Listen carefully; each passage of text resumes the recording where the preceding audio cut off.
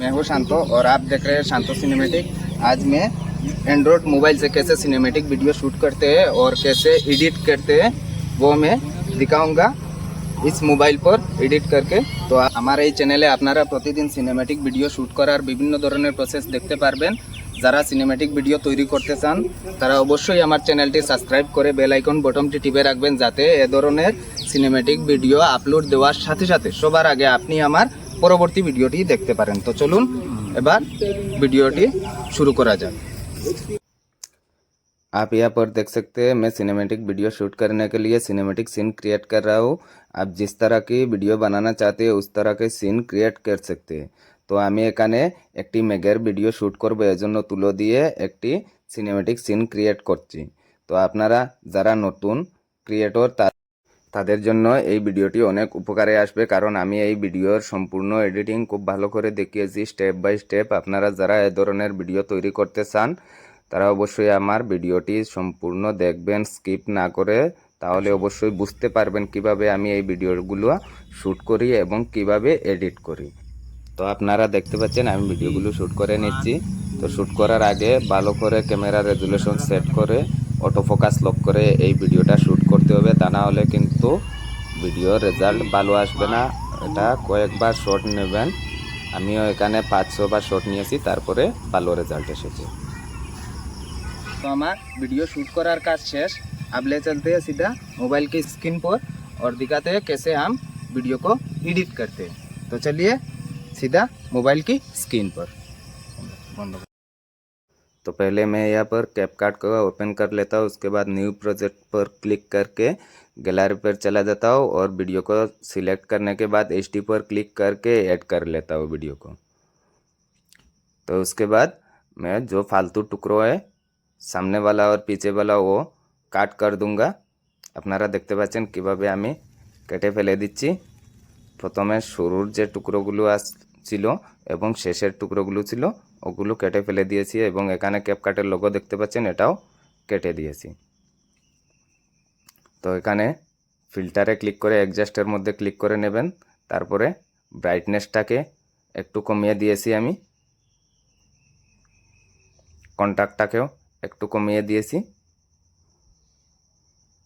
তারপরে স্যাচুরেশনটা একটু বাড়িয়ে দিয়েছি, ব্রাইট লাইনটাকে কমিয়ে দিয়েছি। এইভাবে আমি সম্পূর্ণ ভিডিওগুলো কালার গ্রেডিং করি যেখানে যতটুকু প্রয়োজন। হাইলাইটটাকে একটু হালকা একটু বাড়িয়ে দেব, শ্যাডোটাকে আবার কমিয়ে দেব, টেম্পারেচারটাকে আবার হালকা একটু বাড়িয়ে দেব, কারণ টেম্পারেচারটাকে একটু বাড়িয়ে দিলে রেড কালারটা একটু বেশি আসবে। তারপরে এখানে গিয়ে আমি আবারও রেড কালারটাকে আরও অল্প বাড়িয়ে দেব। আমি সব ভিডিওগুলো এইভাবে কালার গ্রেডিং করি, যে ভিডিওতে যতটুকু প্রয়োজন হয়। আপনারা যদি আমার এই স্টেপগুলো ফলো করেন তাহলে অবশ্যই এইভাবে ভিডিও তৈরি করতে পারবেন। তো আমার কালার গ্রেডিংয়ের কাজ শেষ। এবার আমি এই জায়গাটায় একটা কাট লাগাবো। এখানে কিন্তু আমি স্লো মোশন করার আরেকটা পদ্ধতি দেখিয়ে দিচ্ছি। এই যে দেখতে পাচ্ছেন এখানে স্পিডে ক্লিক করার পরে আমি কিন্তু এখানে স্কার্ভে ক্লিক না করে নর্মালের মধ্যে ক্লিক করেছি এবং হালকা একটু স্পিড বাড়িয়ে দিয়েছি। সম্পূর্ণ ভিডিওর স্পিড ছোটো ছোটো টুকরো প্রথমে কেটে নিয়েছি, তারপরে এই যে যেভাবে আমি কেটে নিয়েছি এইভাবে যতটুকু জায়গায় স্পিড করব এবং যতটুকু জায়গায় স্লো মোশন দেব এই জায়গাটুকু এইভাবে আমি আলাদা আলাদা করে কেটে নিয়েছি প্রথমে। তারপরে আমি যে জায়গাটা স্পিড দিতে হবে এই যে দেখতে পাচ্ছেন এটা স্পিড দিয়ে দিচ্ছি। একদম ইজিভাবে হয়ে যাচ্ছে। আপনারা নতুন ক্রিয়েটর যারা আছেন তাদের পক্ষে অনেক উপকারে আসবে এই ভিডিওটি। এই জায়গাটাকে আমি একটু স্লো মোশন দেব, তো তার জন্য আমি slow motion better quality apply করে দিয়েছি, তা না হলে কিন্তু স্লো মোশন ভালোভাবে হবে না, এত পারফেক্টভাবে হবে না। তো এখানে দেখতে পাচ্ছেন স্লো মোশনটা অ্যাক্টিভ হতে 30-40 সেকেন্ড সময় নিয়ে আমি একটু ফাস্ট দেখিয়ে দিচ্ছি। এটা আমার স্লো মোশন হয়ে গেছে এবং এই জায়গাটাকেও smooth slow motion better quality apply করে দেব স্লো করে ভিডিওটাকে। সেম রেজাল্ট চলে আসবে। স্কার্প করে যেভাবে স্লো মোশন করতে হয় এভাবেই নর্মালের মধ্যেই যদি এভাবে স্লো মোশনটা তৈরি করেন তাহলে সেম রেজাল্ট আসবে, কিন্তু নতুন ক্রিয়েটরদের জন্য অনেক সুবিধা হবে স্লো মোশনটা দিতে। স্কার্প করে অনেকটা কঠিন হয়, তো এজন্য আমি এইভাবে এই ভিডিওর মধ্যে স্লো মোশনটা দেওয়া দেখিয়ে দিচ্ছি আপনাদের সুবিধার জন্য।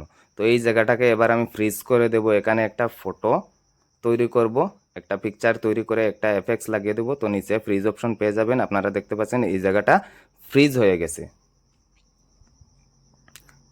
तो फ्रीज होने के बाद मैं यहाँ पर एक एफएक्स लगा देता हूँ, तो पिक्चर को और अच्छे से मूवमेंट आएगा और दिखने में भी और अच्छा लगेगा।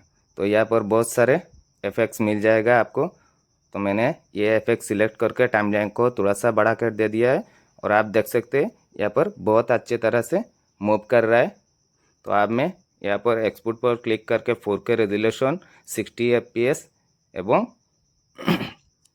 হাই পিকচার কোয়ালিটি মোডে দিয়ে এক্সপোর্ট করে নিচ্ছি। তো এবার আমার ভিডিওটা রেডি হয়ে গেছে, রেজাল্টটা দেখে নেব কিভাবে রেজাল্টটা এসেছে। আপনারা দেখতে থাকুন। আর এই ধরনের ভিডিও সবসময় দেখার জন্য আমার চ্যানেলটাকে সাবস্ক্রাইব করে বেল আইকন বটনটি টিপে রাখবেন। আমি সবসময় এই ধরনের ভিডিও তৈরি করে থাকি। ধন্যবাদ।